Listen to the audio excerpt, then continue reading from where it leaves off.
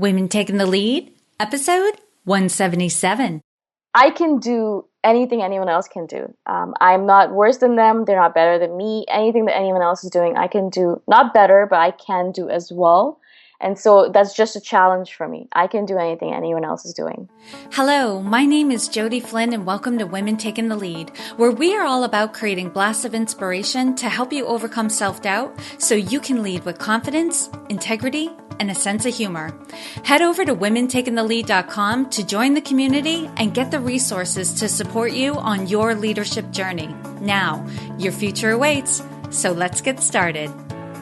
Every child wants to be the hero of their own story. At JulesCustomBooks.com, your child plays the central role in every book, bringing joy and delight when they hear their name and those of their family and friends. Visit JulesCustomBooks.com to make your child the star of the show. Hello, everyone, and thank you for joining us today. I'm here with Shikha, who is a serial entrepreneur, wanderluster, online business owner, yogi author, and avid meditator. She's interested in helping you find your life purpose and get to your level 10 life. That is just a little intro for everyone. So if you could, tell us more about you and your own humble beginnings. Thank you so much, first of all, for having me on this show. It's absolutely an honor to be speaking to your listeners.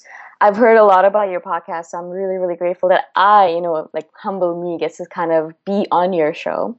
I actually started my entrepreneurial journey not that long ago. I've been doing things here and there, but I quit my job officially and started my business based on meditation in March of this year. I did it part-time, but I realized that I was just using it as a hobby, and I wasn't really, really paying attention to it because there was nothing on the line for me. I had income coming in, really good income coming in from my corporate job. I was making good money and everyone loved me, blah, blah, blah. So it was as if, I didn't actually really need to be an entrepreneur. I was just doing it to have fun on the side. And it became an expensive hobby more than actually something that I really, really wanted to do, a vocation of kind. And then I decided, I have to quit. If I really, really want to do it properly, I have to quit my job and really start my business the right way. And so I did that on March 22nd, the first day of spring, which is really auspicious. And ever since then, I've just been kind of working on it, doing coaching on the side, talking to a lot of people, doing a lot of podcast interviews like this, and just trying to get my name out there, getting my brand out there, the Millionaire Hippie, and just having a lot of fun with it. It's just really, really interesting. It's a completely different experience from being in a corporation. So I'm just loving it, absolutely loving it. And I remember when you reached out to me to be on the show, I was looking at your website and the material you had out there, and you definitely have this glow. Like, you look like you're just enjoying everything that you're doing, which is really great because you're teaching people meditation and how to live their best life and go about it in a holistic, peaceful way instead of what we often hear about, which is churn and burn, go for it, balls to the wall, all this sort of thing, which, I myself have a tendency to fall into every now and again. But it's nice to come back to a place where I'm really going about my business from a sense of flow, and just being purpose-driven and allowing good things to come to me rather than feeling like I have to go out and hunt things down or I won't survive. So, and clearly you've had success. You had a great job before you had a great business, right? And there's something about you that I know that has created a lot of those opportunities and who you're being. You, like you said, they liked you. And part of what I know makes your business successful is people like you. But if you could take us back to a time when you were playing small, even though that's not how you choose to live now. You really go, we talked about this before. We even hit record of how you just try to look at life differently so that it's not so fearful and you don't have obstacles in your way. But we all have those human moments where we don't recognize the full extent of our value and our potential. And so we hold ourselves back. If you could share with us your playing small story and the lessons you've learned. Absolutely. I think that's such a good point that you're making, because I just want to say these feelings of, I'm playing small, I think it's something that kind of plagues us no matter how successful we get or how well we're doing, So even now, every few days, every few months, every few weeks, I'll have a feeling where I feel like an imposter. I feel like I have no idea what I'm really doing. I don't know why anyone's listening to me. What right do I have to tell anyone how they should live their life? And I have no idea what the hell I'm doing with my life, right? So, in that regard, I would say that this kind of feeling comes up over and over again. But because I've actually dealt with it so many times already, I know how to kind of tamp it down and get back to the basics, get back to reality, get back to what's actually happening rather than what's happening in my head. But the last time that I really felt like I was playing small, and I think that happens a lot when I was in the corporate job, is I always felt like I was playing too small there. It's just the kind of environment that they've created is that, you don't want to stick your neck out too much. You need to do exactly what you're asked to do and not anything more. You have to protect yourself, you have to play the game. And in that kind of environment, being creative and just being yourself is extremely difficult because not only will you be judged for it, but you also might be fired for it. You might lose your job if you do something that maybe the CEO doesn't like, or the CMO, or your boss, or whoever it might be. And so, in that kind of environment, and that was just a few months ago. I mean, it was in January, February when I was in the corporate job last, and I knew that I had to leave because I was playing in that role. I was trying to be liked by these individuals who were never going to like me for my true self. They would only like me if I played by their rules, and I didn't like their rules. It didn't make any sense for me. I'm a hippie. I am the kind of person who's very spiritual. I believe that the universe is sending me signals and signs, and these individuals were not so much like that. I mean, maybe partly they believed in that kind of stuff, but mostly they were really trying to be rational human beings that believed in this physical space that we live in. And so it was hard for me to communicate with those individuals. And I felt like I was kind of cutting off parts of myself in order to be in this space, in order to be in a corporate world. And I did that because I wanted approval. I wanted approval from my parents. I wanted approval from my friends. I lived in Toronto and I wanted to be one of those people, those hip people, that roam around Toronto in nice clothing and nice shoes, and they look a certain way even though their bank accounts might be completely, over debit and overdraft. Like they look a certain way, and I wanted to be one of the cool kids. But it didn't really work out that way, and I'm so grateful for that. And what have you learned from that experience? Because I think sometimes we all, even though it, like when you describe the corporate environment, that's like a day in and day out experience. But then even when you take yourself out of that, we all have those experiences where we find ourselves in a new situation with a new group of people. And like some of that stuff starts to creep back in. Like I want to be liked. I want I want to belong. And belonging is a strong drive for us human beings. Like how do you handle that now, given what you know?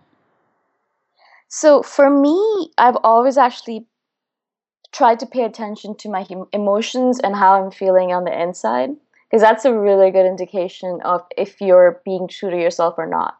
And so anytime I start feeling bad about myself, I start disliking myself in any way, or I start hating parts of myself, feeling like I'm too fat or whatever it might be, the things that we always tell ourselves.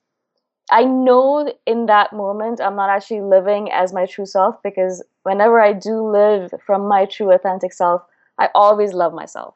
I always feel good about myself, and I always feel good about what's going on in this world. It's a very ethereal feeling. I know it's very hard to explain, but I know a lot of self-help gurus always tell you to go back to your emotions, go back to how you're feeling, especially in these difficult situations. Because what happens in these difficult situations is that we kind of disconnect from ourselves, especially our true selves. When you start looking to the other people around us to tell us how we're feeling, if they like us, then we like ourselves. If they don't like us, then we hate ourselves. And we need to kind of get away from that by coming back to our bodies and coming back to ourselves and seeing, how am I feeling? What emotion am I feeling? Am I feeling good about myself? Am I feeling bad about myself? What's going on exactly with me in my body? And as soon as you do that, you'll notice an immediate shift in your perceptions and in the way you look around the world. It's just how it is. Our emotions are a really, really good guide into what's actually going on inside of us. Most of us try to ignore it because we're afraid of it. but if you start paying a little bit of attention to it and start seeing where it's coming from, what are those emotions and where are they coming from, it'll give you a really good guide into what you're doing, how you're feeling, and how you should change that situation. I hope that makes sense. Yeah, it does. And the other thing is like where is the feeling coming from? And I think you gave a great example of, I feel fat. Yeah. Because there have been times in my life when, I've had that thought cross my mind. Mm-hmm, mm-hmm. And really it was compared to whom? Yes. Right. Yes, exactly. When I was a healthy weight and I felt too fat, it was really coming from a place of comparing myself to other people and what I thought other people expected of me. And then there have been times when I don't know if I said to myself, I feel fat, or it was more a sense of like, I'm not comfortable in my own skin right now, or I'm putting on weight. But the comparison was, I'm not healthy. Right? Like my routine had slid, or I was like stressed out in my life and I was using comfort food as a coping mechanism. But the comparison was to myself. Yes. And not to other people. It's like, okay, I am not at a healthy weight right now. My body is not designed to carry this much weight. I want to feel healthy, strong, fit. And so I got back to it. So that makes perfect sense that, when I felt like I was not healthy because I was using food, but I was comparing it to myself. I didn't feel bad. It was more like, all right, like, okay, let's not use this as a coping mechanism. This isn't working. But when I compared myself to other people, I felt shame and I felt really bad about myself. And so, cluing into your emotions, like, how do you feel about this? Is this more like, a little bit of disappointment and you could do better? Or is this like shame, embarrassment, disgust, dislike of yourself, because that's an indication that you're comparing yourself to other people. I'm so grateful that you use the word shame, because most individuals, especially in, your position, are not talking about shame. And shame is one of those emotions that really denigrates a lot of us, especially women, because I think we're taught to feel shame about everything that we do. And so I'm so grateful that you use that word, because more and more people in positions of power, especially females, should be talking about shame and how they feel shame and how other individuals make them feel shame and how it's not the right way to do things. I mean, it's not our fault. This is not how we're supposed to feel.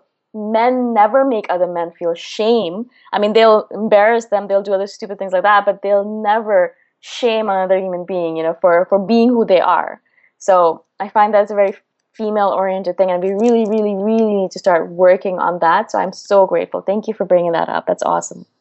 Yeah, and it definitely ties into our own worth. I mean, that's why Brene Brown talks a lot about worthiness with shame. Yes. Because when we feel shame, we don't feel that we're worthwhile or that we have a right to something, that we've earned it. The times when I felt shame over my weight, I felt like I didn't deserve to have a romantic partner. Yes. Right. Because I hadn't earned it. I hadn't worked for it. Like, you have to be a certain weight to have a romantic partner. And then, of course, you meet women who are, or I'd meet women who are larger than I was in very happy romantic relationships. Yes. And I would be stunned, not because they didn't deserve it, but it like totally cracked this paradigm I was living in, that you have to look a certain way in order to have a good relationship. It's just not true. It's the lies that we believe about how we're supposed to look and what worthiness is and what deserving is and all of that.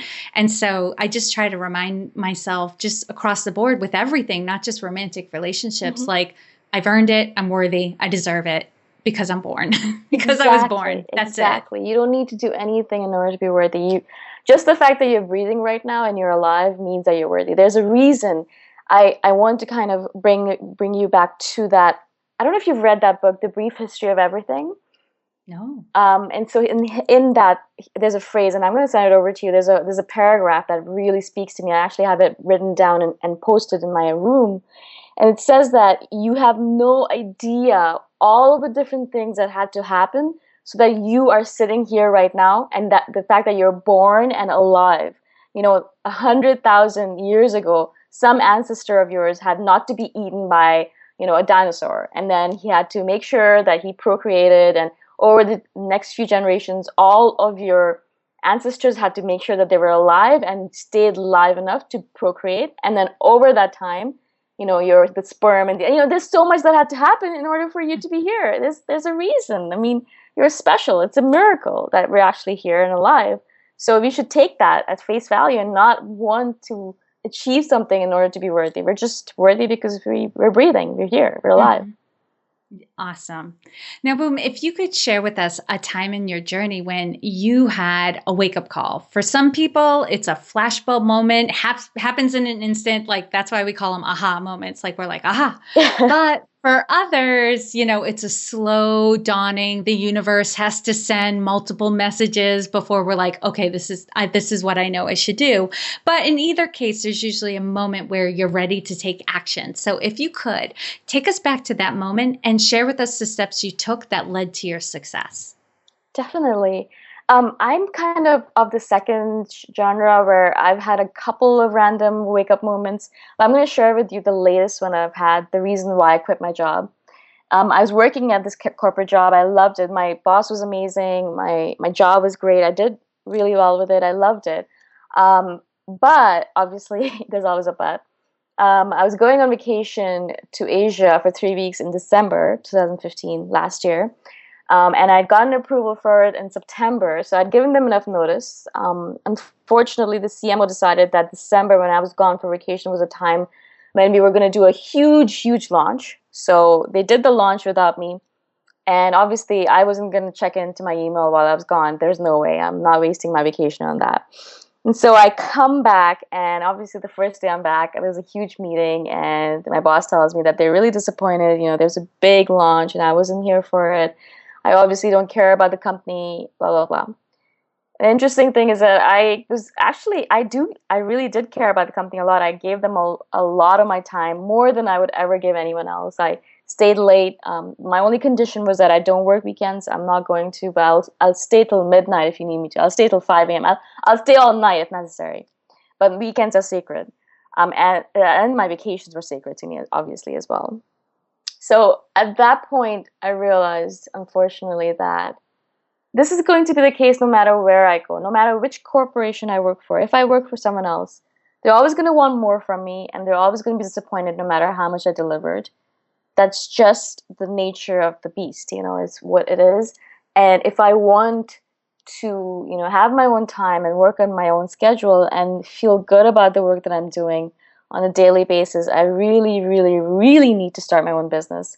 At that point, I realized, I have to do it. And it took me, even from that point, when I realized it, which was January, it took me 2 months to actually do it. And the reason it took me so long was because I was worried about everyone else on this planet. I was worried about my parents being upset with me because I'm giving up such a great job. I was worried about my boss, who I was really loyal to, and I loved her, and she gave me this job. I was grateful to her. I was worried about all of my friends that I was going to lose, all the people that I hung out with. I was worried about money, obviously, and I was worried about failing. I mean, what if I started a business and I failed? I lost all the money. I went bankrupt. I was destitute. I was on the streets. All those things that we think about. But then I read the book, The War of Art by Stephen Pressfield. And I don't know if you've ever read this book, all listeners and whoever's listening, please go read this book. It's a really short read. It's one of the best, my favorite book on this planet. I read a lot. It's one of the best books I've read for entrepreneurship, for creativity, for all of that. And in that, there was this one sentence that stood out to me and said, if something is important to the evolution of your soul, then you're going to feel extreme resistance to it. And that's how you know that you're supposed to be doing that particular item. And for me, I was feeling a lot of resistance, 2 months worth of it and more. I've been wanting to be an entrepreneur for the last 10 years, but I was always too afraid. And I realized if I wanted to evolve and get to the next level in my life, if I wanted to level up, I had to become an entrepreneur. Even if that meant that I would fail, which I wouldn't, because I would make sure I succeeded. Even if it meant that my parents didn't love me anymore, even if it meant that I was, on the streets, whatever it meant, I had to try because I wanted to make sure that I at least put in the effort into it. And if I died tomorrow, I would be able to say, yes, I tried, I put my best through it, and I haven't succeeded yet, but if I got the chance, I would. So Mhm. at that point, I quit my job the next day after I read that book.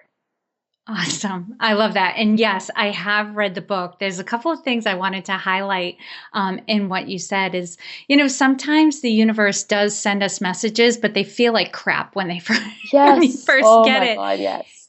Like not being appreciated at work, right? Giving your all, but because you want one thing, so, like you feel disrespected and unappreciated and that sort of thing. Sometimes that's a message. If you're giving your best and your environment is not receiving it well, then, that might be a sign that, this isn't the right place for you.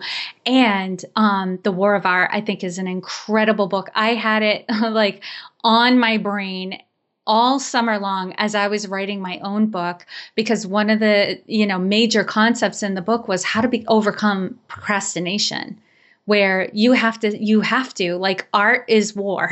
Yes. There's a war within yourself to get done what you need to do. And I'm definitely someone who I tell people, I'm like, I know something's important for me to do when I feel like I'm going to have a panic attack when I think about it. Yes.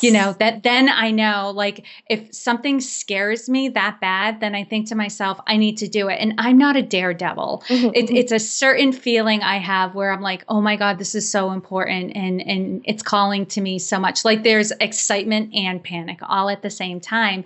And it was thinking about how he broke out his days, because he was very descriptive about how he sets himself up for success and to face this war, to Yes. create art every single day. And I would have time blocks on my calendar early, early, early in the morning. And it would be like, okay, I got to get up because I'm spending 2 hours on this every day, and some days more, to hit a certain number of words. I wanted to do it. But, it was so gratifying at the end of every morning or morning session to be like, I got it done. It's Yes. there. Yes.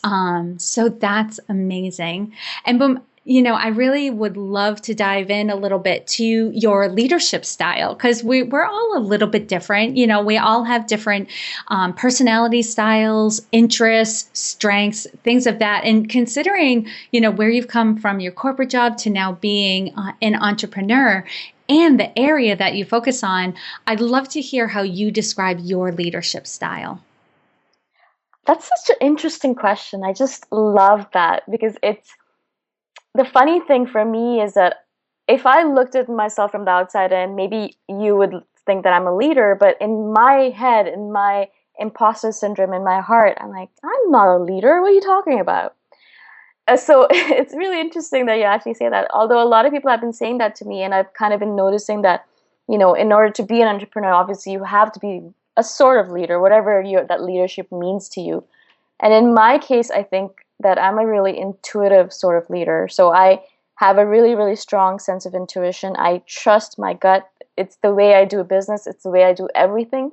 If I don't like a person, I don't work with them. If my gut tells me about something, and even if it doesn't make any sense, I'll follow those steps because I believe and I trust my gut implicitly.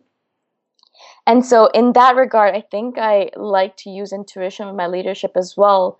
So, if I want to guide someone, especially my coaching, or guide someone in my business in a direction, I'll always try to use my intuition for the best solution to the problem, for their problem, for my problem, for our mutual problem, whatever it might be. And I love that form of leadership because it's not that it's coming from a place of ego, my ego, their ego, whatever it might be, but it's coming from a higher source, a source that knows more than my meager mind knows, as a puny human. I feel like it has more depth to it, it has more creativity to it. And also it's like the win-win situation. It always finds a win-win solution for the situation I'm in, because that's how I'd like to live my life. If I'm doing anything, I'd want everyone involved to be winning, not just me. So I hope that kind of explains a little bit of how I think of my leadership style. It's an interesting Yeah. question. It really helps Abs- me yeah, with my own style. absolutely.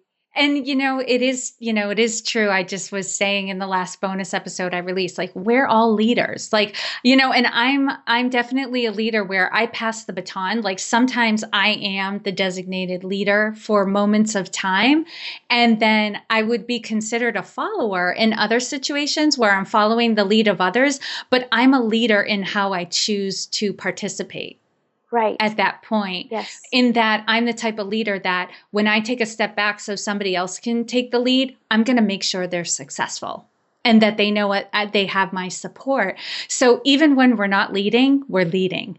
Right. That's really interesting. I love that. That's actually brilliant. Thank you. And Boom, what's one thing you're working on right now that you're really excited about? So I'm so glad you asked this because I've actually been doing, and I don't know if a lot of your listeners are aware of this, but I've been doing a creativity workshop. It's based on the book The Artist's Way by Julia Cameron, and she recommends morning pages as one of the main tools in order to, unblock yourself. And I've always been a very creative person, but I've had a really hard time with it because my family, which is, I love my family to death, but they're all really rational human beings and they frown upon creativity as something that's such a waste of time or is just a hobby. And for me, I want creativity to be a major part of my life. My business is basically a creative aspect, has all of these creative aspects to it.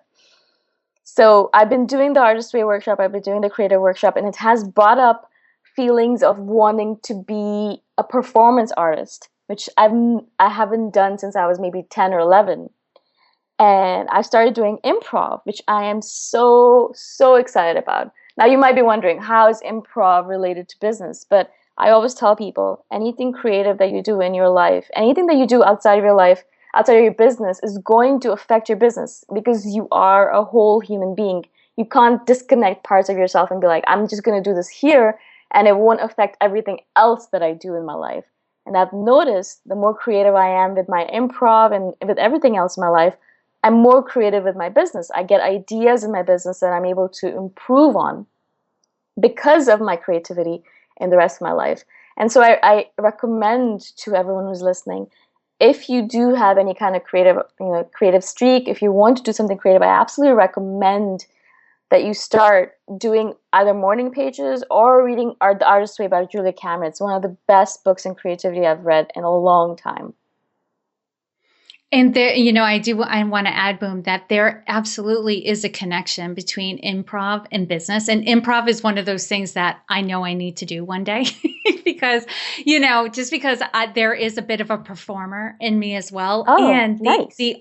the opportunity to expand your skills in business is incredible. And I had a business coach at one point who had recommended if there are classes being offered in improv near you, take them because improv increases your ability to think quick on your feet and to deal with curveballs because we're in business, we're always being dealt curveballs. It's not the known that trips us up. It's the unknown and how to deal with things as they're coming at you. But if you're skilled in improv, you're skilled at handling curveballs. That's so true. That is very true. It is a lot of curveballs. I mean, I'm just looking at myself and I can't believe how much progress I've made just in the last 4 weeks of doing it. It's insane. It literally is insane. Mm-hmm.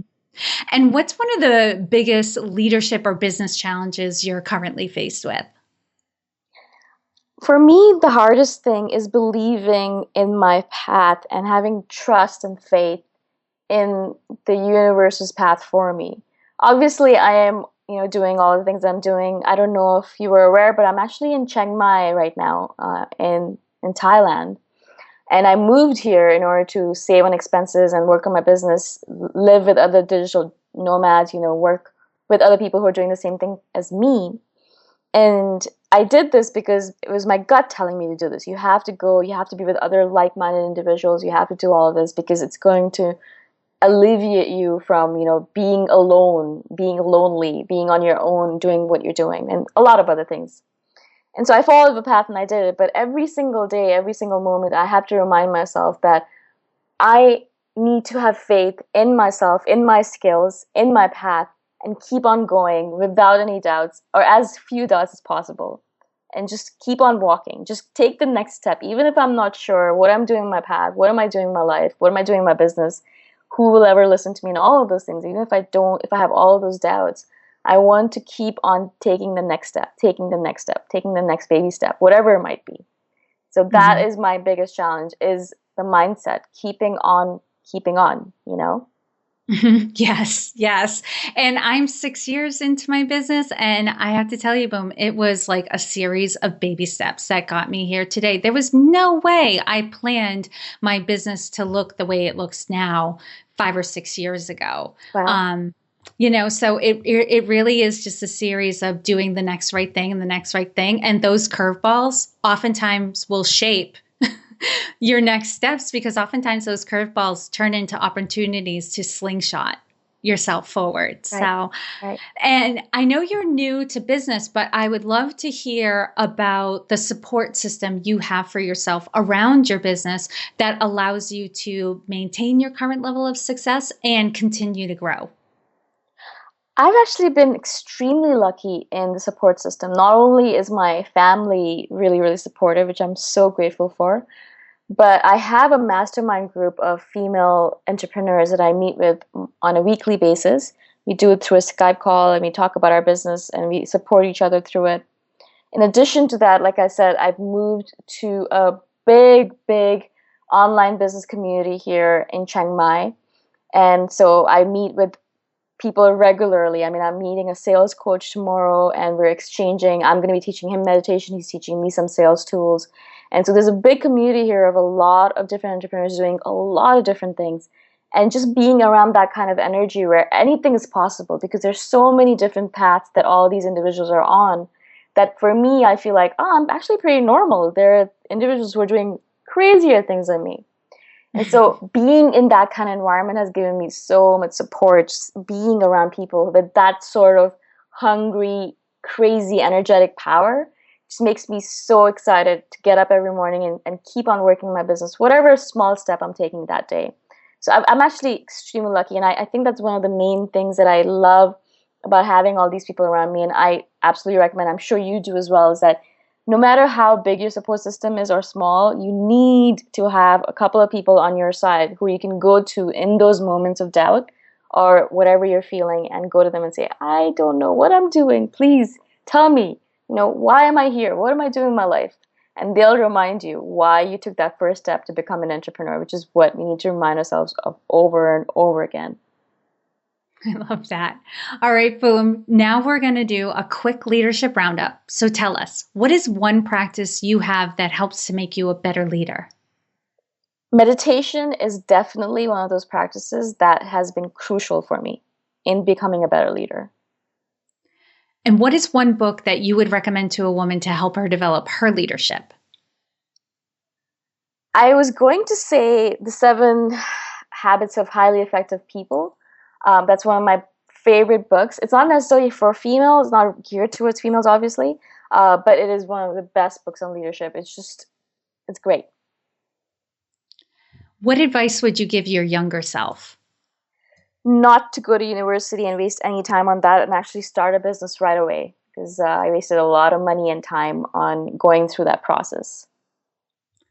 And share with us a success quote or a mantra and why it has meaning for you. The quote that I love is by Marianne Williamson, and I'm sure you've heard of it as well. I'm going to kind of paraphrase it here because it's a long one, but she basically tells you to live as big as possible and gives other people permission to live as big as possible. And most of us, what we do is that we're afraid and we live small lives, and we don't want to do that anymore. Mm-hmm. Have you turned that quote into a mantra for yourself? I actually don't have a mantra. The only thing I always tell myself is that I can do anything anyone else can do. I'm not worse than them. They're not better than me. Anything that anyone else is doing, I can do. Not better, but I can do as well. And so that's just a challenge for me. I can do anything anyone else is doing. And lastly, Boom, what is the best way for this community to connect with you? So I have a Facebook group, the Millionaire Hippie Club. If you're interested, you can join that. But more than that, I'd love for you guys to read the articles that I've written on my website, themillionairehippie.com. So check it out and let me know what you guys think. Awesome. And for those of you listening, you can find all the links and resources shared in this episode at womentakingthelead.com. And boom, thank you so much for taking the time from Chiang Mai to inspire and enlighten us. We are all better for having met you. Thank you so much again for having me on this show. I'm so grateful. Your website tells a story about your business. At Zebra Love Web Solutions, Millie and her team are going to make sure your website tells the story you want your customers to hear. Connect with Millie at zebralovewebsolutions.com to create the impression. Are you ready to take the lead in your own life but need some support? Head over to womentakingthelead.com/contact to introduce yourself. And to strengthen you on your leadership journey, I'd like to send you off with a quote from Marianne Williamson. Our deepest fear is not that we are inadequate. Our deepest fear is that we are powerful beyond measure. It is our light, not our darkness, that most frightens us. We ask ourselves, who am I to be brilliant, gorgeous, talented, fabulous? Actually, who are you not to be? You are a child of God. Your playing small does not serve the world. There is nothing enlightened about shrinking so that other people won't feel insecure around you. We are all meant to shine as children do. We were born to make manifest the glory of God that is within us. It's not just in some of us, it's in everyone. And as we let our own light shine, we unconsciously give other people permission to do the same. As we are liberated from our own fear, our presence automatically liberates others. Again, thank you for joining with me, and here's to your success.